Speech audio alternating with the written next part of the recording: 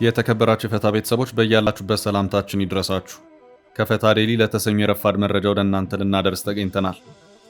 እንደተለመደው መረጃውን በቅድሚያ በማስተዋወቅ እንጀምር። የዓለም ሳተላይቶች አይኖቻቸውን ኢትዮጵያ ላይ ተክለዋል። የቅርብ ክትትሎችም እየተደረጉ ነው። ለምንና በምን ጉዳይ የሚለውን በተመለከተ ጥንቅራችን መረጃውን ሊያደርሳችሁ አጠናቅሮታል። ዘርዘር አድርገን እናደርሳችኋለን። ህወሓት ሊያተራምሱን ነው፣ በብዙ አሻጥር እየሰሩብን ነው፣ ደርሰንበታል፣ ያም ሆኖ እናሸንፋለን ብሏል። በዚሁ ዙሪያ ያወጣውን መግለጫ ተመልክተነዋል። በአማራና በትግራይ ክልል ይገባኛል ውዝግብ ባለበት ራያ አስገዳጅ ወታደራዊ ምልመላ መጀመሩ ተሰምቷል። የራያ አካባቢ በከባድ በደህንነት ስጋት ውስጥ መሆኑን ያመለከተ አዲስ ሪፖርት ግድያና እገታ በአሳሳቢ ሁኔታ መስፋፋቱን አመልክቷል። ጥንቅራችን ሙሉ መረጃውን ያደርሳል። የኤርትራው ፕሬዝዳንት ኢሳያስ አፈወርቂ የፖርት ሱዳኑ ምክክር ቀጥሏል።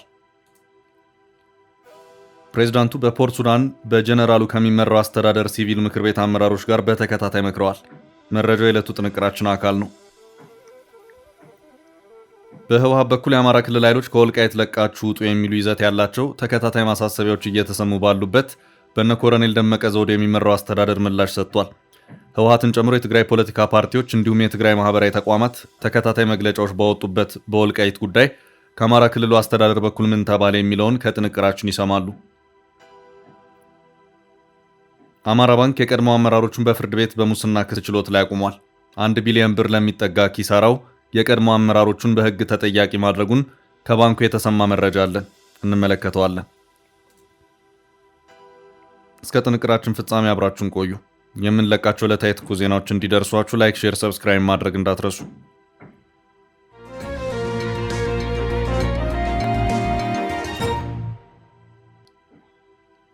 አዲሱ የግዳጅ አፈሳ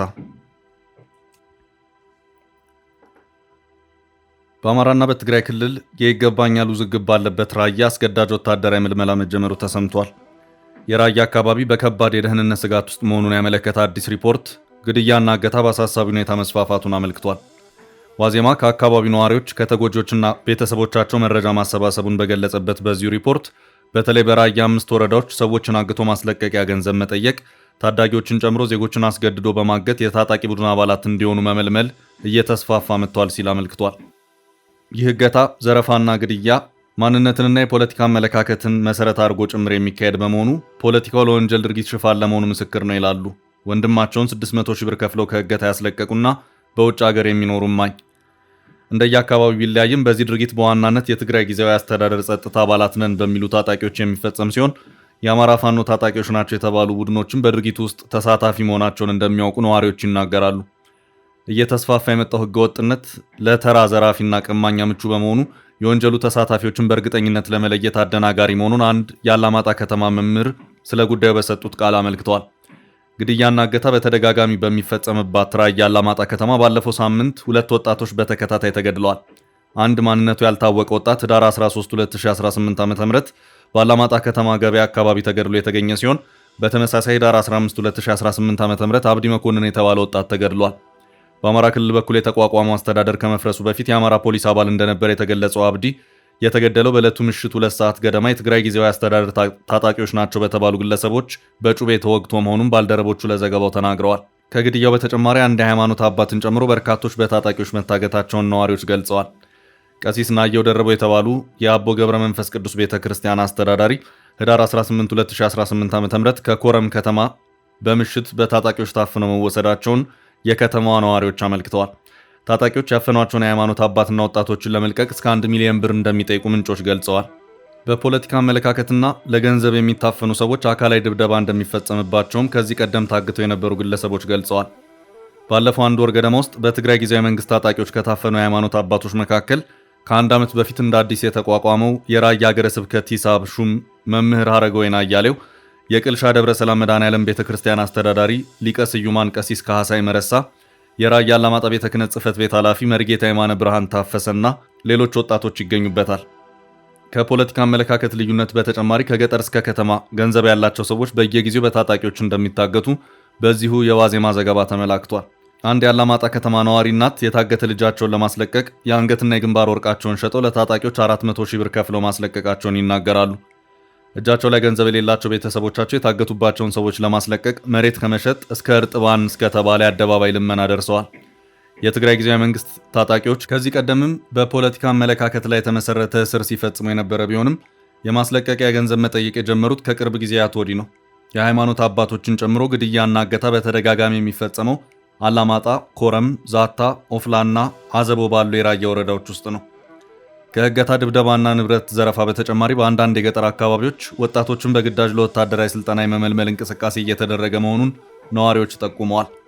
የአሁኑ ወቅት በአወዛጋቢ ራያ አካባቢዎች በስፋት የሚንቀሳቀሱት የትግራይ ጊዜያዊ መንግስት ታጣቂዎች በገጠር መንደሮች ወጣቶችን ለወታደራዊ ስልጠና ለመመልመል እንደሚንቀሳቀሱ ምንጮች ገልጸዋል።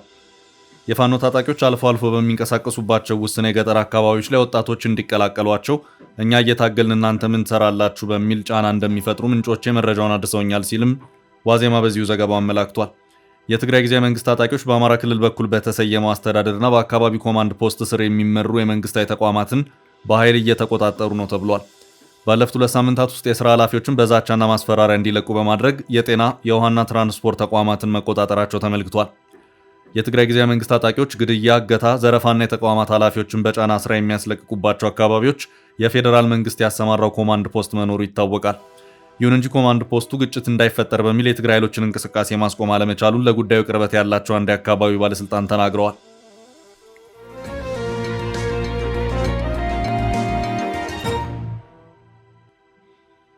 በቀጣይ ርዕስ ሊያተራምሱን ነው ህወሓት አንድ መግለጫ አውጥቷል። መግለጫው በተለመደው አኳኋን ስሞታና ቅሬታን ያዘለ ነው። በፌዴራል መንግስቱ ላይ የተሰማ ቅሬታ ነው። የፌዴራል መንግስት የክህደት ቡድንን በማደራጀት ሊያተራምሰን እየሰራ ነው በሚል የወጣ መግለጫ ነው። ህወሓት በዚህ መግለጫውም የቀጠለው የሀገር ክህደት ቡድን በህዝባችን ትግል ይሸነፋል ሲልም አስታውቋል። የህወሓትን ጠቅልል አምባገነናዊ ስርዓት ማስወገድ አለብን በማለት ነፍጥ አንስተው በረሃ የገቡትን ታጣቂዎች ህወሓት ያደራጀብኝ የፌዴራሉ መንግስት ነው በማለት በተደጋጋሚ ወቀሳውን ሲያሰማ ይታያል።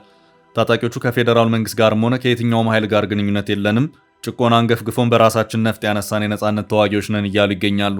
እስካሁን ባለው ሁኔታ በእነዚሁ ታጣቂዎች ዙሪያ በፌዴራል መንግስቱ በኩል የተባለ ምንም ነገር የለም። ህወሓት ግን የእነዚሁ ታጣቂዎች እንቅስቃሴ ጉዳይ በጥብቅ እንቅልፍ የነሳው ነው ይታያል። በሽምግልና ታጣቂዎች ለማግባባት ተሞክሮ ነበር፣ አልተሳካም። በውጊያም ለማንበርከክ ህወሓት ዙ 23 እና ሞርታርን ይዞም ገብቶ ነበር። ይህም ቢሆን ውጤትን አላመጣም። በዚህ ሁሉ ሂደት ውስጥ በታጣቂዎቹ ዙሪያ እየደጋገመ መግለጫዎችን የሚያወጣው ህወሓት ከሰሞኑን በሳምንት መጨረሻ በእነዚህ ታጣቂዎች በኩል ሊያተራምሱን ነው ሲልም የፌዴራል መንግስቱን በመውቀስ መግለጫ አውጥቷል። ህወሓት በዚሁ መግለጫውም በፕሪቶሪያ ዘላቂ የተኩስ አቁም ስምምነት ከተፈረመ በኋላም በትግራይ ህዝብ ላይ የታወጀው የዘር ማጥፋት ወንጀል አሁንም ቀጥሏል። የትግራይ ህዝብና ህዝባዊ ወያነ ሓርነት ትግራይ ህወሓት የኢትዮጵያ መንግስት ተደራዳሪ ሀገራትና የዓለም ማህበረሰብ እልቂቱን እንዲያቆም ያላሰለሰ ጥረት ሲያደርግ ቆይቷል። የኢትዮጵያ መንግስት በበኩሉ የሰላም ጥሪውን ወደ ጎን በመተው የጥፋት ፕሮጀክቶቹን ቀጥሏል። የትግራይ ህዝብና ህወሓት የፕሪቶሪያ ስምምነትን ወደ ዘላቂ የሰላም ስምምነት ለማሸጋገር የበኩላቸውን ሚና እየተጫወቱ ባለበት ወቅት የኢትዮጵያ መንግስት አዲሲቷን ትግራይ ለማደናቀፍና ጉዳት ላይ ያለውን ኢኮኖሚ የበለጠ ለማዳከም እየሰራ ነው ሲልም ወቀሳውን ሰንዝሯል። አክሎም መንግስት ሆን ብሎ የመንግስት ሰራተኞችን ደሞዝ በመንፈግ ነዳጅና ሌሎች መሰረታዊ ሸቀጦችን የግብይት ሂደት በማወክ በትግራይ ሰብአዊ ቀውስ ለመፍጠር እየሰራ ነው። ከዚያም አልፎ ብሔራዊ ክህደት የፈጸመውን ቡድን በማስተባበር ትግራይን የብጥብጥና ትርምስ ማዕከል ለማድረግ በመስራት ላይ ይገኛል በማለት ወቀሳውን ሰንዝሯል። ከህወሓት አሰራርና አስተዳደር ውጭ የሆኑት ተቃዋሚዎች ህወሓት ወደ ውጭ ከመጠቆም ይልቅ ራሱን ይመልከት፣ ትግራይን ጠቅልሎ ለመያዝ ከመሞከር ሌሎች በትግራይ ጉዳይ ያገባናል ለሚሉ ኃይሎች ሳቀር ክልሉን ክፍት ያድርግ እያሉ ይገኛሉ። በተጨማሪም ህወሓት ለዓመታት ከነበረበት ግትር የፖለቲካ አካሄድ በመውጣትም ራሱን በተራማጅ የፖለቲካ መስመር ውስጥ እንዲያስገባ በርካቶች ጥያቄ እያቀረቡለትም ይገኛሉ። ህወሓት በአንጻሩ እነዚህን ኃይሎች ጠቅልሎ የክህደት ኃይሎች ትግራይን ለማጥፋት ከጠላት ጋር የሚሰሩ ባንዳዎች ናቸው በማለትም እያወገዘ ይገኛል።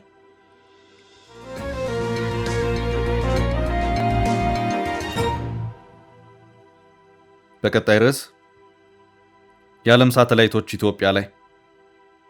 በኢትዮጵያ በአፋር ከባድ ፍንዳታ አስከትሎ የተፈጠረው አመድ ብናኝ እስከ ህንድና ቻይና በመድረስ የበረራ አገልግሎትን ማስተጓጎሉን ተከትሎ የዓለም ሳተላይቶች ጉዳዩን በቅርበት እየተከታተሉ መሆኑ ታወቀ። ከዚሁ ጋር በተያያዘው ፍንዳታውን ተከትሎ አካባቢውን አሁን ያለበት ሁኔታ ምን ይመስላል፣ እንደዚሁም በቀጣይ በተለይም ደግሞ በቅርቡ መሰል ፍንዳታዎች ሊከሰቱ ይችሉ ይሆን በሚል ስጋትም ክትትሉ እየተደረገ መሆኑን ዘገባዎች እያመለከቱ ነው።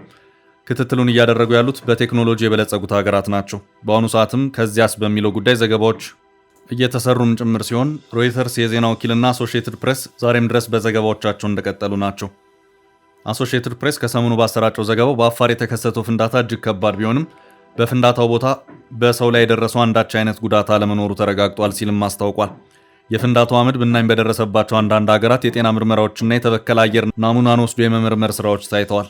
ይህ የፍንዳታ ጭስና ብናኝ አመድ ለሰዎች የመተንፈሻ አካል እጅግ አደገኛ የሆነውን ሰልፈር ዳይኦክሳይድ ውህድ የያዘ መሆኑንም በተደረገው የአየር ናሙና ምርመራ መታወቁንም ከሰሞኑ ሲወጡ የነበሩት መረጃዎች አመላክተዋል። እንደሚታወሰው ፍንዳታው 14 ኪሎ ሜትር ወይም 8.7 ማይል ሽቅብ የተወነጨፈው እሳተ ገሞራ አሁንም ቢሆን የበርካታ ሀገራት ስጋት መሆኑን ዘገባዎች እያመለከቱ ነው። በተለይ ደግሞ ከአየር ብክለት እሱን ተከትሎ ከሚመጣው የጤንነት ፈተና እንደዚሁም ከአየር በረራዎች መስተጓጎል ጋር በተያያዘ የሳተላይት ክትትሎቹ እንዲጠናከሩ ያደረገ መሆኑ ታውቋል። የሳተላይት ክትትሉ ቅድመ ጥንቃቄን ለማድረግ ከመሆኑ ውጪ በመከላከል በኩል አንዳች የሚፈይደው ነገር እንደሌለም ታውቋል። ሙያዊ ማብራሪያቸውን ለሮይተርስ የዜና ወኪል የሰጡት በአዲስ አበባ ዩኒቨርሲቲ በኢንስቲትዩት ኦፍ ጂኦፊዚክስ ስፔስ ሳይንስ እና አስትሮኖሚ ተመራማሪ የሆኑት ፕሮፌሰር አታላይ አየለ ኢትዮጵያ ገና ሊፈነዱ የሚችሉ የ50 ንቁ እሳተ ገሞራዎች ሀገር ናት ሲሉም ተናግረዋል። አክለውም እነዚሁ ንቁ እሳተ ገሞራዎች ወይም አክቲቭ ቮልካኖስ በማናቸውም ሰዓት ሊፈነዱ ይችላሉ ሲሉም ሙያዊ ማብራሪያቸውን ሰጥተዋል። አልጀዚራ ቀደም ብሎ የእሳተ ገሞራ ፍንዳታ በነበረበት የአፋሩ ኃይሊ ጉቢ አሁንም ድረስ ወደ ላይ የሚወጣ ጭስ መኖሩን በዘገባው አስታውቋል።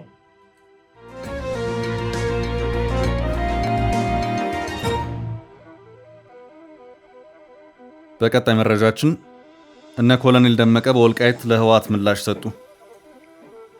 በህወሓት በኩል የአማራ ክልል ኃይሎች ከወልቃይት ለቃችሁ ውጡ የሚሉ ይዘት ያላቸው ተከታታይ ማሳሰቢያዎች እየተሰሙ ባሉበት በእነ ኮሎኔል ደመቀ ዘውዱ የሚመራው አስተዳደር ምላሽ ሰጥቷል። ህወሓት ባለፈው ሳምንት ይፋ ባደረገው መግለጫ ወልቃይትን በተመለከተ ጥብቅ ማሳሰቢያ መስጠቱ የሚታወስ ነው።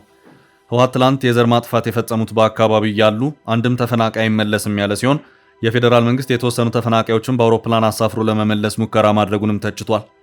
በተመሳሳይ በቀድሞ ከፍተኛ ህወሓት አመራሮች የተመሰረተውና በአቶ ጌታቸው ረዳ የሚመራው ስምረት ፓርቲ በወልቃይት ያሉ የአማራ ክልል ኃይሎች ተፈናቃዮች እንዳይመለሱ እንቅፋት ሆነዋል ሲል መክሰሱ ይታወቃል። ሳልሳይ ወያነ ትግራይ የተፈናቀሉ የትግራይ ተወላጆች ወደ ወልቃይት እንዳይመለሱ የፌዴራል መንግስት ኃይሎች በአማራ ክልል በኩል የተዋቀረውን አስተዳደር ስር ያሉ ታጣቂዎችን በማሰልጠንና በመደገፍ ላይ ናቸው ሲልም መክሰሱ ተዘግቧል።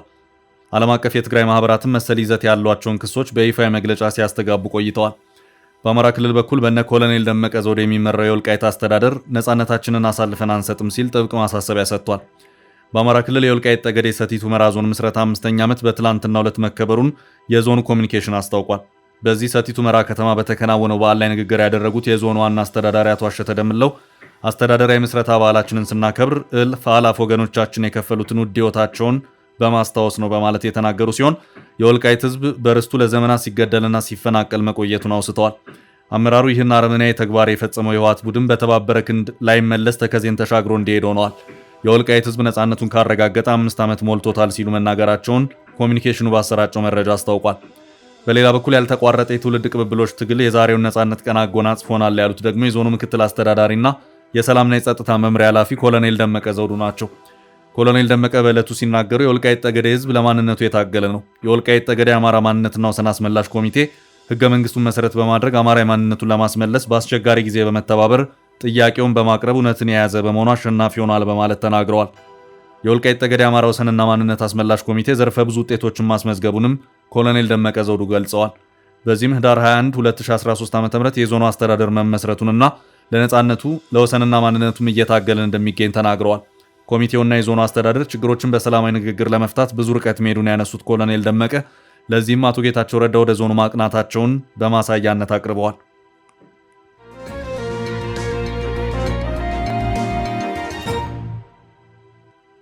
ወደ ቀጣይ መረጃ አለፍን። የቀጠለው የኢሳያስ ምክክር። የኤርትራው ፕሬዝዳንት ኢሳያስ አፈወርቂ የፖርት ሱዳኑ ምክክር ቀጥሏል። ፕሬዝዳንቱ በፖርት ሱዳን በጀነራሉ ከሚመራው አስተዳደር ሲቪል ምክር ቤት አመራሮች ጋር በተከታታይ መክረዋል። ከትላንት በስቲያ ቅዳሜ ዕለት ፖርት ሱዳን የገቡት የኤርትራው ፕሬዝዳንት ኢሳያስ አፈወርቂ ከጀነራል አብዱልፈታህ አልቡርሃን ጋር ተገናኝተው ከመከሩ በኋላ በጀነራሉ ከሚመራው አስተዳደር ሲቪል ምክር ቤት ሌሎች አመራሮች ጋር ተገናኝተው መክረዋል።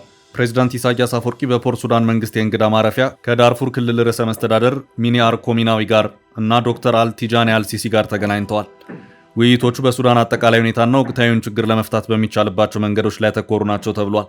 ከዚህ ምክክር በኋላም በተመሳሳይ ከ2 ወራት በፊት በአስመራ ካገኟቸው ጠቅላይ ሚኒስትር ከማል ኢድሪስ ጋር ተገናኝተው መምከራቸውን የተገለጸው በጀነራል አልቡርሃን የሚመራው አስተዳደር ሲቪል ምክር ቤት ጠቅላይ ሚኒስትር ከማል ኢድሪስን አስቀድሞ ወደ አስመራ ልኮ በጥብቅ መመከሩ የሚታወስ ነው።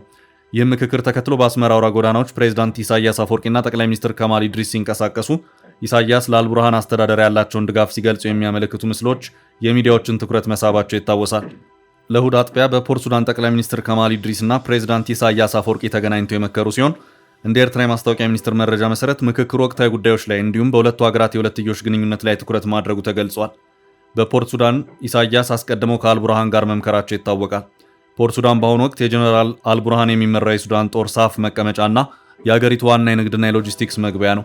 ጦርነቱ በካርቱም ላይ ያደረሰውን ኪሳራ ተከትሎ ወደ ውጭ የሚላኩና የሚገቡ የንግድ ብሎም የጦር ሎጂስቲክስ የሚተላለፉበት የሱዳን ብቸኛ የባህር በር ናት።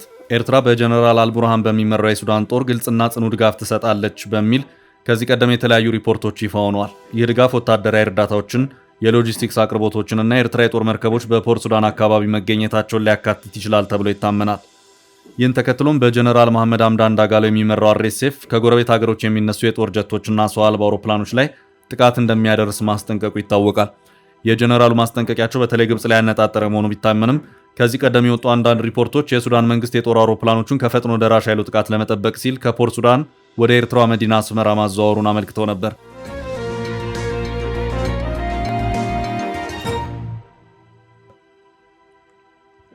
በቀጣይ መረጃ አማራ ባንክ አመራሮቹን በሙስና ከሰሰ።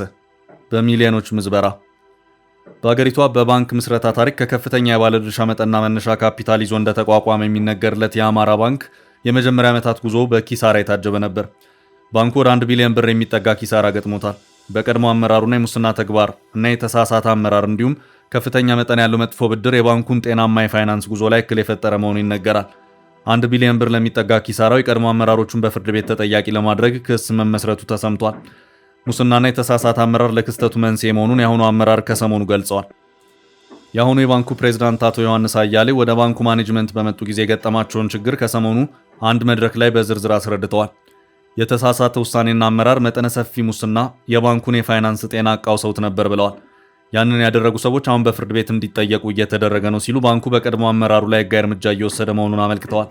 አማራ ባንክ ከኪሳራው በማገገም ላይ እንዳለ የተገለጸ ሲሆን ሆኖም አሁን በትርፍና በፋይናንስ ጤንነቱ ላይ ቀድሞ አመራሮች ድርጊት ተጽዕኖ መቀጠሉ ነው የተነገረው።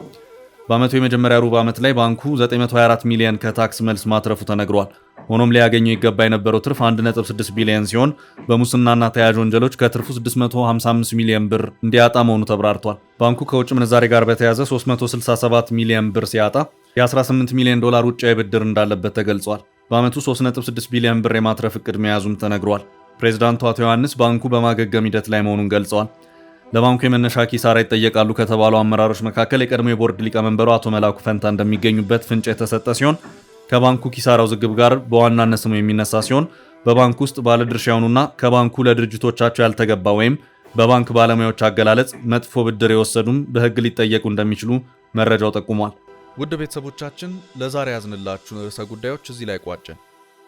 ላይክ፣ ሼር እና ኮሜንት በማድረግ ለቻናላችን ድጋፋችሁን መግለጽ እንዳትዘነጉ እያልን ከሌሎች መረጃዎች ጋር ደግመን እስክንገናኝ ቸር ያሰማን ስንል ተሰናበትን።